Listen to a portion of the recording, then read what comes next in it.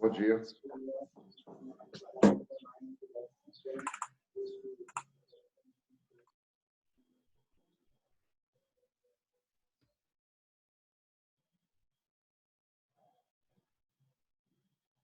Bom dia.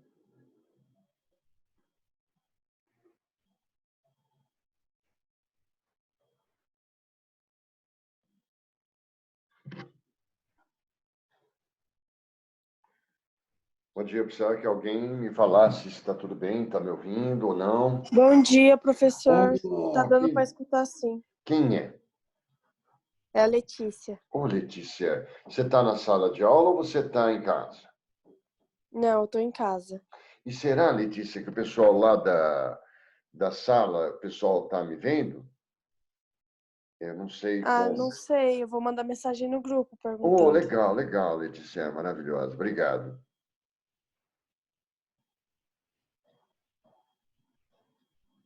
Mandaram mensagem no chat falando que da sala tá ok. Ah, você é maravilhosa. E, Letícia, eu estou te explorando, mas eu acho que eu consegui colocar para gravar, né? Professor, eu não entendo Eu disso. também não entendo. Não entendo. Eu passo tanta vergonha, Letícia, eu passo tanta vergonha. Hoje de manhã, eu tava participando de um evento, né? E aí, eu, ignorante completamente, aí eu entrei no evento, que é um congresso. E aí eu estava... Mas eu não sei mexer. Aí o cara estava apresentando, era a vez dele falar, e aí eu fui tomar um café e deixei ligado, né? E aí o pessoal lá pedindo, pelo amor de Deus, que não, desliga, desliga, porque eu falava alto, porque eu estava brigando com o cachorro que matou um gato, e assim, e eu estava atrapalhando todo mundo. E aí a única coisa que eu fiz foi rir, né? Porque eu consegui atrapalhar todo mundo. Mas vamos lá, Letícia. Então, eu acho que a gente pode começar, né? A outra aula já acabou, né? Acho que sim, né? Sim. Ah, Letícia. Então, tá bom. Bom, nós vamos terminando. Na semana passada, eu estava falando para você, vocês estudaram, então, a ditadura militar, os governos militares, eu acredito. Ou eu estou errado? O professor de História do Brasil deve ter trabalhado para você os governos militares, né? Trabalhou sim, professor. Ah, quem está falando aí? É o Natan. Ô, Natan! Bom, então, Natan, eu vou fazer o seguinte, você vai me auxiliando aí, tá? O que eu queria ver é sobre aquilo que pesa para a sociologia, né? Desses governos militares. Eu me lembro que na semana passada nós comentamos a respeito de dois presidentes. Aí eu falei um pouquinho mais, porque alguém tinha falado, não, o professor não falou ainda dos governos militares, ou pelo menos já entendi que não. E nós falamos do Castelo Branco, que é esse primeiro presidente, né? Mas o que me interessa seria o lado social e político, que é o que nos interessa na sociologia, não o lado histórico. Mas nós podemos falar um pouquinho da história, né? Mas o Castelo Branco que vai governar o Brasil de 64 a 67. Eu teria dito para você, se você for pegar, por exemplo, na América do Sul, dificilmente você encontrou nesse período uma democracia plena. O Uruguai teve governos militares, a Argentina, o Brasil, o Paraguai, o Chile, enfim, né? E esses governos militares, eles foram instalados por conta da Guerra Fria, né? Então, nós já falamos sobre isso, desde que terminou a Segunda Guerra Mundial em 45, o mundo está dividido em áreas de influência, capitalistas dos Estados Unidos, e a antiga União Soviética no mundo socialista. E tudo que aconteceu a partir de 1945 foi uma guerra de nervos nessa disputa entre socialismo soviético e capitalismo estadunidense. É a Guerra Fria. E a América, o mundo ocidental, ficou sob o domínio dos Estados Unidos no mundo capitalista. Mas a partir do que aconteceu em Cuba, em 1º de janeiro de 59, na cara dos Estados Unidos, Cuba vira socialista.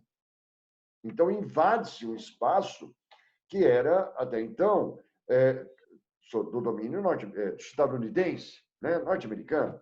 E o resultado disso é que os Estados Unidos passam a patrocinar várias ditaduras, com medo que o socialismo cubano acabe se adiando por outras partes da América. E os Estados Unidos pegam o controle completo sobre a região. Então, a partir de acontecer em Cuba, os Estados Unidos passam a patrocinar várias ditaduras. O que estava em curso, socialmente falando, em 64, era uma verdadeira revolução. Se falava em aumento de impostos mais ricos, eu te falei semana passada, em universalização completa do ensino universitário, não teria mais vestibular, se falava em reforma agrária, em outras palavras, estava em curso uma verdadeira revolução. Com medo disso tudo, nós vamos ter os Estados Unidos patrocinando, junto, claro, com as elites do Brasil, os grandes capitalistas, a queda de João Goulart, em 64, e a implantação, no dia 1º de abril, dos governos militares.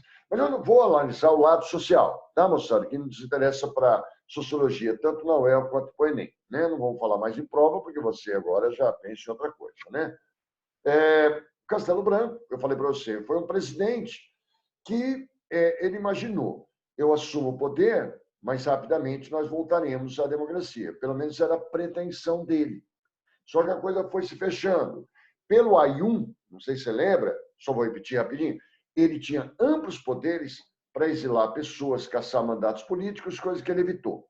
Plenos poderes ao presidente. Pelo AI-2, isso é importante, ficou instituído ato institucional número 2. O próximo presidente e os próximos depois de Castelo Branco seriam eleitos por via indireta, quer dizer, a população elege, como faz hoje, deputados e senadores, que ficam lá em Brasília, e os deputados e senadores elegeriam o presidente para nós. Indireta. Alguém que quer falar? Professor. O Natan de novo, desculpa. Ô, Natan, fala aí, bicho. Você abriu algum arquivo? Por quê? Porque não está aparecendo pra gente. Eu sou ruim, Natan. Tá aparecendo, sabe quando você abre aquela pasta de arquivos para você procurar o arquivo que você quer? Sei. Então. Eu não abri, então. Mas para mim tá aparecendo, Natan. Eu sou burrinho mesmo. Eu tô falando para Letícia, eu tava falando. Então, vamos tentar abrir não tá aqui. Aparecendo. E agora? Também não. Não? Continua a mesma coisa. Então, vamos lá. De novo os tops, né? Vamos lá. Share screen, não é isso?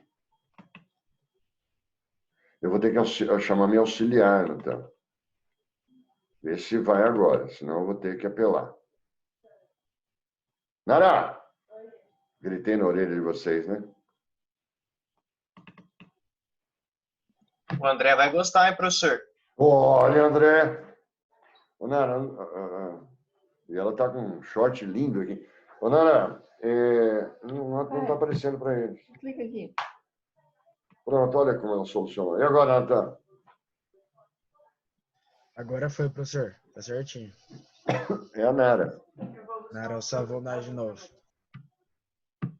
Ô, André, cadê o André? Não tá, né? Ih, o André Tô sim, professor. É mesmo, André? Pô, você não viu a Nara. Ô, ela tá... Ô, cara. Rapaz, você dançou de novo. Mas desculpa, Natan. Então, eu estava falando desse Castelo Branco, quando surge na época dele os AIs, né? Então, o AI-1 dá plenos poderes para ele, o AI-2 estabelece que as eleições para presidente serão indiretas, não é mais a população que escolhe o presidente. Ainda pelo AI-2, ato institucional número 2, todos os partidos políticos eles desaparecem e vão surgir dois novos, que é a Arena, Aliança Renovadora Nacional, e o MDB, que era a oposição permitida. Pelo AI-3, eleições indiretas para governadores, o AI-4, uma nova Constituição. Quer dizer, para quem quer o Castelo Branco, que queria a volta rápida da democracia, parece que o cerco estava se fechando, e nós falamos semana passada. Mas eu falei assim, ó, não foi um governo tão absurdo, né? Surgiram coisas interessantes no governo dele, né? O Fundo de Garantia por Tempo de Serviço, que é uma grande conquista social, surge a Embratel, Empresa Brasileira de Telecomunicações, o BNH, que não existe mais, que é o Banco Nacional da Habitação, para fomentar casas populares, eu estou olhando para o lado social.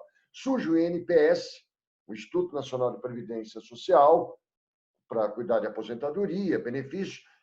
Hoje é INSS, mas na época era INPS. Em outras palavras, surgem coisas interessantes.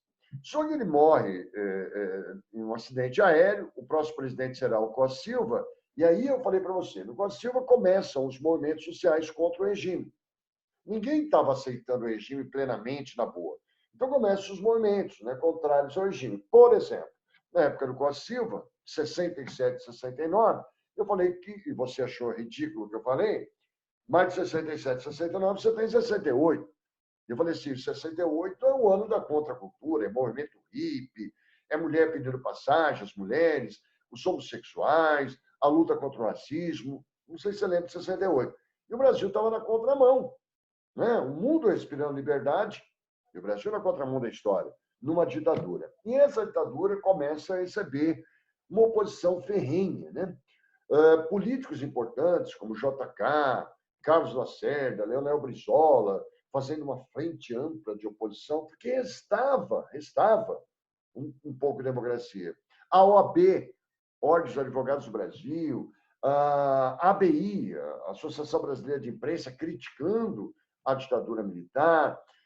Surge um movimento revolucionário, que é o MNR, que começa a organizar na Serra do Caparaó. Eu lembro que eu falei para vocês isso, entre Espírito Santo e Minas Gerais, uma guerrilha, a guerrilha do Caparaó, jovens como vocês, indo lá para o meio do mato, de vez em quando descendo, para fazer um atentado à bomba, para assaltar um banco, para sequestrar uma personalidade, para minar o regime. Né? Porque o regime é uma ditadura, apoiado, claro, nas Forças Armadas. Então, como que vamos lutar? Vamos atacar e vamos sair correndo. Então, a guerrilha do Caparaó surge. O Costa Silva, por exemplo, vai ter que mandar 6 mil homens lá para a região para desbancar a guerrilha do Caparaó. Em 68, não sei se você lembra, a morte daquele estudante Edson Luiz, só estou recuperando, isso gerou a passeata dos 100 mil. Passeata dos 100 mil no Rio de Janeiro, protestando contra a ditadura. Aí surgem greves, como as greves de Contagem em Minas Gerais, de Osasco, lá em São Paulo, paralisando 20 mil trabalhadores em greve, porque isso que era proibido. E ele vai sendo desafiado.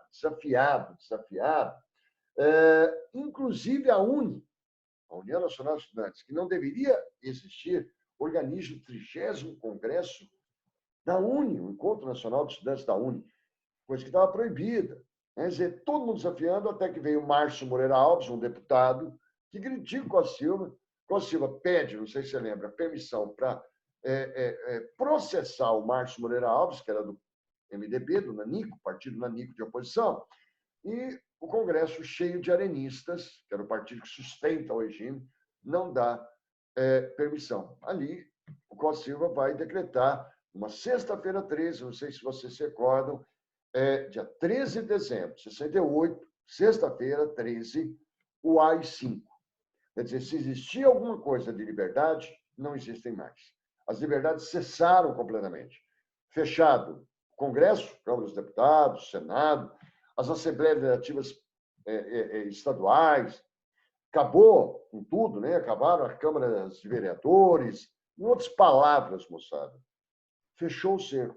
A ditadura é definitiva. Se ainda existia alguma coisa de democracia, com AI-5, mais nada. Pessoas, pelo AI-5, podem ser presas, torturadas, o governo pode fazer desaparecer, não dá satisfação. Não tinha habeas corpus, censura completa à imprensa. Em outras palavras, acabou. A ditadura é plena. E eu queria ir agora para esse cara aqui, né? Costa Silva vai ter um derrame cerebral, não sei se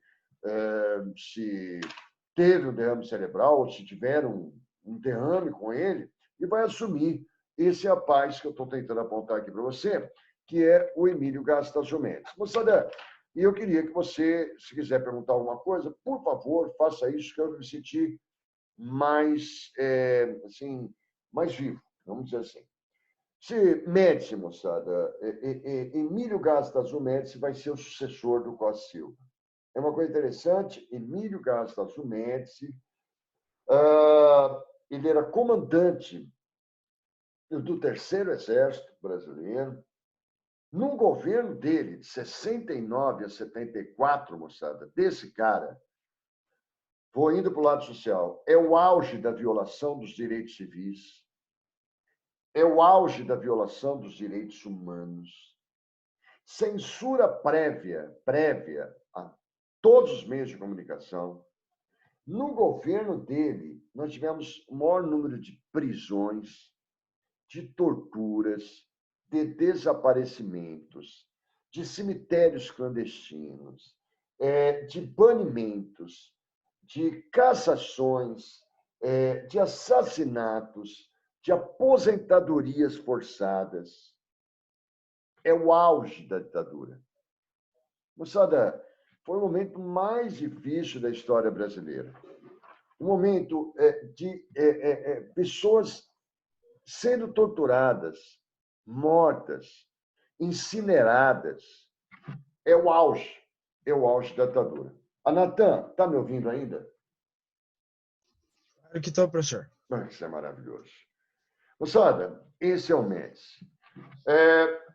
Eu me lembro que eu já estava vivo.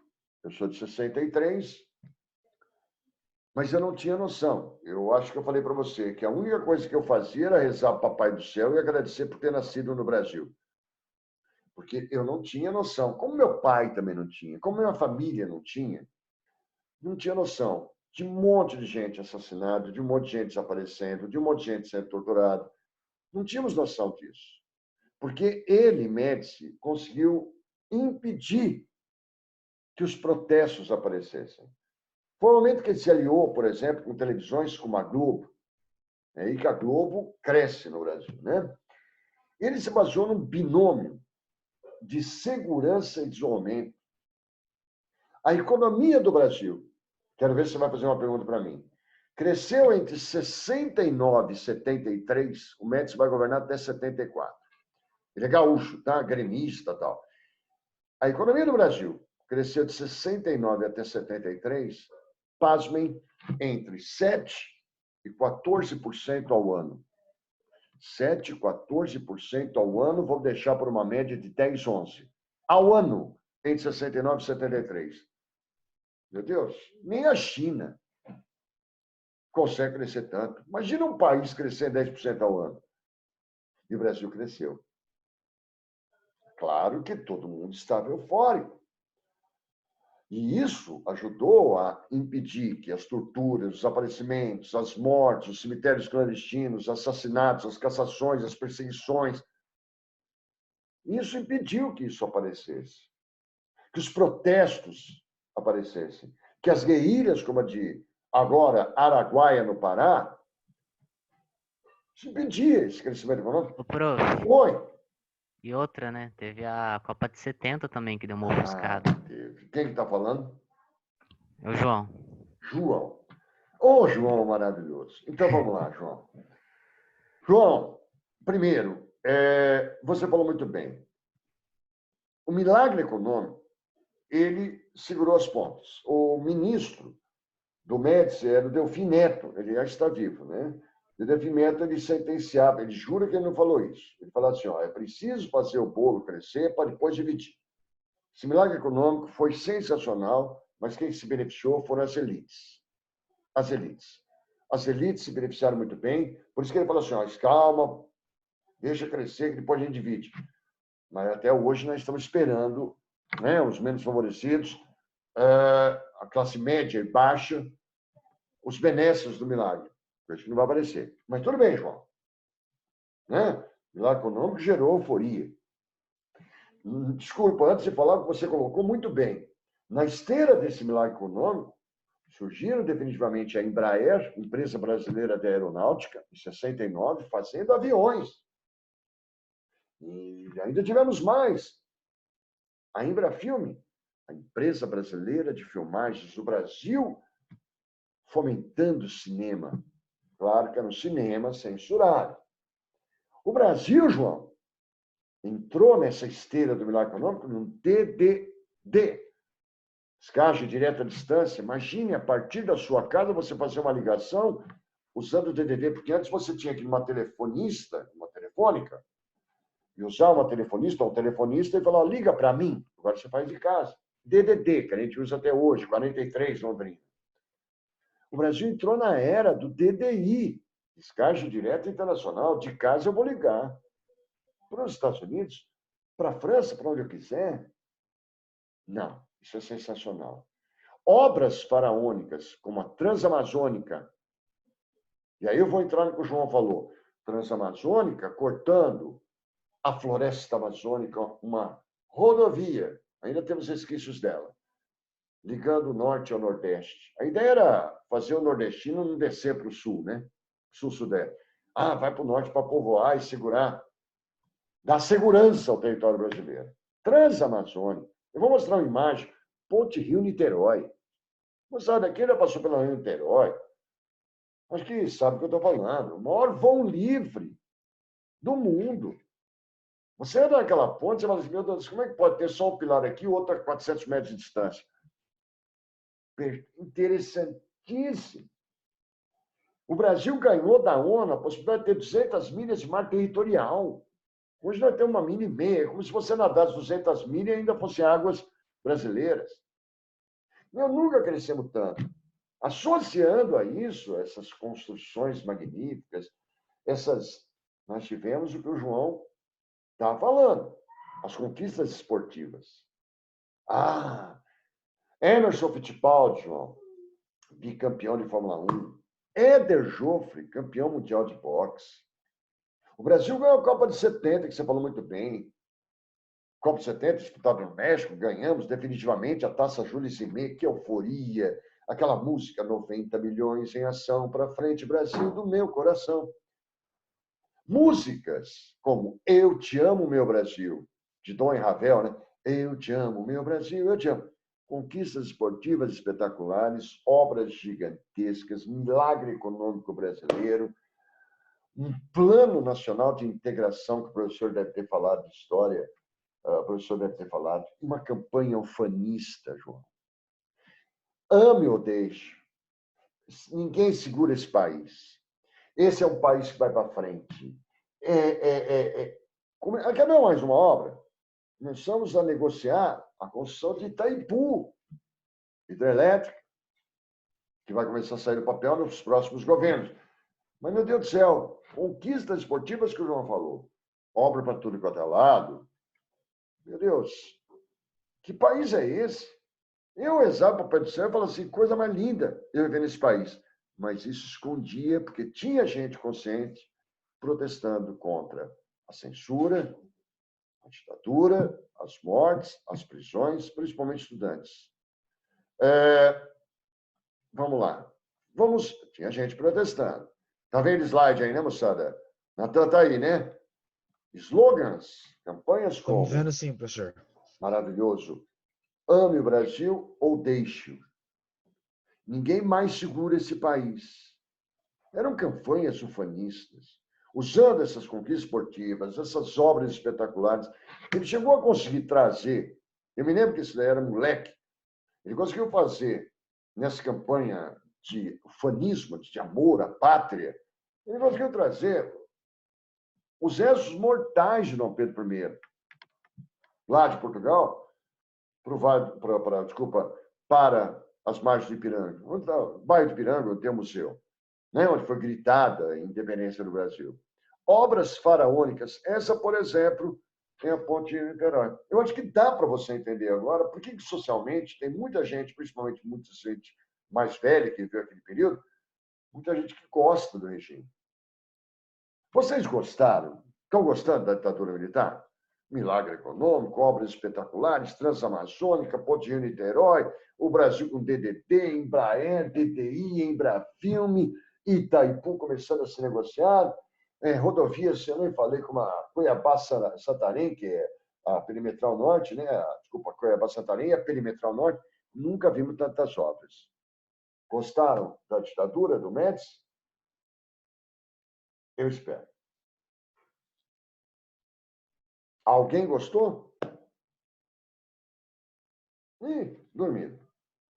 João, tá gostando da ditadura? Prof, é ditadura, né? Eu vou responder com uma comparação. Por exemplo, a era Vargas, socialmente falando, ele foi um populista, fez muita coisa, CLT, Petrobras e por aí vai. Mas o cara é ditador do mesmo jeito, né? Então, ditadura é ditadura. Você pode ter benefícios, mas ditadura significa que não tem democracia. Então é meio difícil você gostar, né? Enfim. João, mas não foi só isso. Toda essa campanha, usando os veículos de comunicação, todas essas obras, todas as conquistas que eu falei que ele era gremista, né? Que ele conseguiu, de certa forma, se promover em cima delas. Isso era uma farsa, João. Isso era uma farsa. Em 1973, crise do petróleo. Quem sustentava todas essas obras era o governo norte-americano que jogava dinheiro aqui. Em 73, eu acho que vocês viram em geografia, crise do petróleo. O barril de petróleo que você comprava centavos, o barril de 150 litros, subiu espetacularmente com a criação da OPEP, Organização dos Países Produtores e Exportadores de Petróleo. O barril de petróleo foi para 10 dólares, 16 dólares. Hoje está muito mais. Crise do petróleo, o mundo se abalou. Se abalou. O dinheiro deixou de vir fácil. João, não é só essa questão que você fala de ditadura é ditadura. Isso se mostrou uma farsa. Esse cara pegou o Brasil com uma dívida externa em 1969 orçada em 3,9 bilhões de dólares. 4 bilhões. Vamos arredondar. Ixi, falta 10 minutos. Quando terminou o governo dele, a dívida brasileira chegou a 13 bi. 13 bi. De 4 para 13 é muita coisa. É muita coisa. Não era a economia que crescia, era dinheiro que entrava fácil. Esse dinheiro camuflava toda a luta de quem tinha consciência contra essa censura que o João estabeleceu. Quando, em 73, o milagre econômico se mostra uma farsa, em 74, o Médici sai, deixa o Brasil endividado, começou a faltar de tudo na mesa do brasileiro, a economia estava se deteriorando completamente, veio a inflação absurda, aumento do preço do petróleo, fez tudo subir. Começou a faltar produtos básicos como feijão, carne nas prateleiras dos supermercados, soja, trigo. Desmontou. Por isso que vem o professor de História do Brasil, falou para vocês, Geisel, próximo presidente. Ernesto Geisel, que vem para falar assim, olha, eu vou começar a sair a nossa retirada. Eu venho porque esgotou, milagre esgotou a ditadura. Vamos nos preparar para devolver o poder aos civis. Voltarmos à democracia, porque nós estamos desgastados. Tudo bem, no governo do Geisel, continuaram algumas obras interessantes, né? Acordo Nuclear Brasil-Alemanha, muito legal. O programa Pro Álcool, opa, isso é importante, hoje está no mundo todo, mas é coisa brasileira, o álcool, né? O Pro Álcool. Itaipu definitivamente vai começar a sair do papel, a hidrelétrica. Nós tivemos a Ponte Rio-Niterói quase completada, muito interessante, mas mostrava os desgastes. E o Geisel, ele vai tomar a primeira atitude para voltar à democracia. Ele chama eleições para o Congresso, para deputados federais e senadores, para deputados estaduais e vereadores nas cidades. E ele, pasmem, se surpreende. Se surpreende porque o MDB, o partidinho nanico, só ganhou 335 deputados estaduais. De 1.000, o MDB, que era o naniquinho, o partidinho, 335 deputados. Dos 400 e poucos deputados, hoje nós temos 513, 480, 160 do MDB. 3 senadores de São Paulo, 3 do MDB. A população elegeu 3 senadores do MDB no Rio de Janeiro, 2 do MDB em Pernambuco, 2 no Rio Grande do Sul, 2 em Minas Gerais. Aí o cara falou, meu Deus, a população gosta do MDB, é contra a ditadura. Aí ele teve que retroceder. Quando ele abriu, ele falou assim, meu Deus, como a população adora o MDB, parece que é contra a ditadura. Estava desmontada a farsa. Ele cria alguns mecanismos, não sei se o professor falou, as próximas eleições vai ter lei Falcão, não é mais o candidato que pede voto, como hoje aparece na televisão, no rádio. Ele manda a foto, manda o currículo, e o governo fala o que quer. Se for do MDB, o candidato, o governo vai falar pouco, mas se for da Arena, vai exaltar. E no governo dele, de qual forma ele teve que retroceder na abertura, mas o propósito dele é preparar a saída. Queremos sair, vamos mudar aqui. E aconteceu um desastre. Você conhece essa imagem aqui, moçada? Ele está querendo abrir para a democracia. Conhece esse cara que está aqui? Alguém conhece? Já viu essa imagem? Alguém conhece? Ixi, ninguém está me escutando.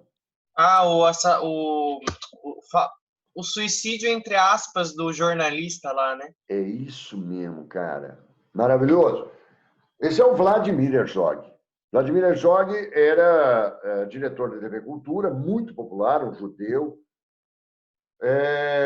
muito conhecido, muito. É mais ou menos como se fosse hoje, proporcionalmente, o William Bonner, né? E, de repente, esse cara parece, né, segundo o governo, porque todas as pessoas que parecessem uma ameaça ao governo eram levadas para a sede do DOI-CODE, que é a polícia investigativa da ditadura, né? Parece comunista. Cara.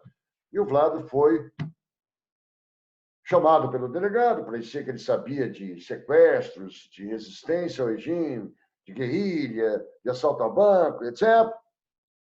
Suspeitaram que ele estava por trás também, ou conhecia movimentos sociais contrários à ditadura, ao regime militar. E, de repente, esse cara foi torturado, morto, como era comum, à época. Mas como explicar a morte do Vladimir Herzog? Aliás, a única pessoa que esteve autorizada a fotografar o enterro do Herzog foi Elvira Alegre, que trabalhava na Folha de Londrina. A única do Brasil e do mundo. Ela mora em Londrina. E essa imagem aqui é uma imagem emblemática. Olha o suicídio, entre aspas, que você falou. De repente, torturaram, exageraram, o cara morreu. Como explicar a morte do Vlado? Como explicar que o William Bonner, hoje, foi morto na polícia? Aí tentaram camuflar que ele teria se suicidado numa cela. Se suicidado? Com o joelho dobrado? Não dá para se enforcar assim. Não colou. Começam os protestos em todo o país. Logo em seguida, nas mesmas circunstâncias, morre Manuel Fiel Filho, um operário que protestou contra o regime, morreu na mesma intensidade. Aí começam os movimentos pedindo o fim dessa ditadura militar nas ruas. Aí vem, desculpa, eu tenho 3 minutos, você deve ter estudado, Figueiredo. Grosso, mal educado. Se você pensa que tem má educação, se bem que esse daqui não era tão exagerado, talvez. Mas ele falava pérolas, esse Figueiredo. João Batista Figueiredo. É o último. Falava pérolas como, por exemplo, eu prefiro o cheiro dos meus cavalos, ele gostava muito de cavalo, ao cheiro do povo. Olha o que o presidente falou. O dia que perguntava para ele, presidente, se o senhor ganhasse salário mínimo, eu dava um tiro na cuca, na cabeça. Ele não tinha papas na língua. Não tinha. Mas como é o Figueiredo, o último, muito contestado, inclusive pelos militares, ser o último presidente militar. Primeira ação dele, vou resumir. Pressionado, não porque ele seria bonzinho. a lei da anistia. Todos aqueles que foram expulsos do Brasil para não morrerem foram perdoados. Pode retornar, Caetano Veloso. Pode retornar Chico Buarque, Zé Serra, Miguel Arraes. Só que a lei da anistia ampla, geral e irrestrita. Não foi para essas pessoas que lutaram contra o regime e para não morrerem, fugiram.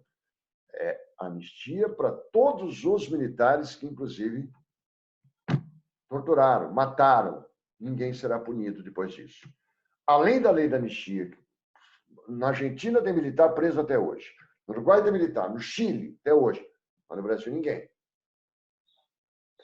Outra, pluripartidarismo. Não tem mais que ter 2 partidos. Surge quantos partidos quisermos. E aí, a arena vai desmanchar, fazendo surgir o PDS, e o MDB do PMDB vai sair. Do MDB. PMDB, que hoje é MDB de novo, PTB, PTP, PDT, PP, PDT, PT, PCB, PCdoB. Pluripartidarismo. Lei da anistia, pluripartidarismo, mas o Brasil queria mais. Eu acho que você deve ter visto quando surge, em 83, a proposta de um deputado, acabei. 1 minuto. Dante de Oliveira. Ele está morto já, morreu, né? Não foi por causa da ditadura. O Dante de Oliveira, deputado do Mato Grosso, propôs, se os militares estão indo embora, que o povo brasileiro vote novamente para presidente. Ele propõe a emenda Dante de Oliveira. No movimento social, que é o maior movimento social da história brasileira. Todas as capitais, todas as principais cidades do Brasil, inclusive Londrina, eu já estava em Londrina, recebeu o movimento das diretas já. A emenda, o apoio da população para que essa emenda Dante de Oliveira fosse aprovada. Porém, uma judiação, porque por poucos votos, na verdade, 6, devido à falta de deputados que se comprometeram a votar a favor, a emenda não passou. Não passa a emenda Dante de Oliveira, o próximo presidente ainda vai ser escolhido de forma indireta, através de deputados e senadores, que vai ser o José Sarney. Mas a movimento das diretas já reuniu 1 milhão em São Paulo, 1 milhão no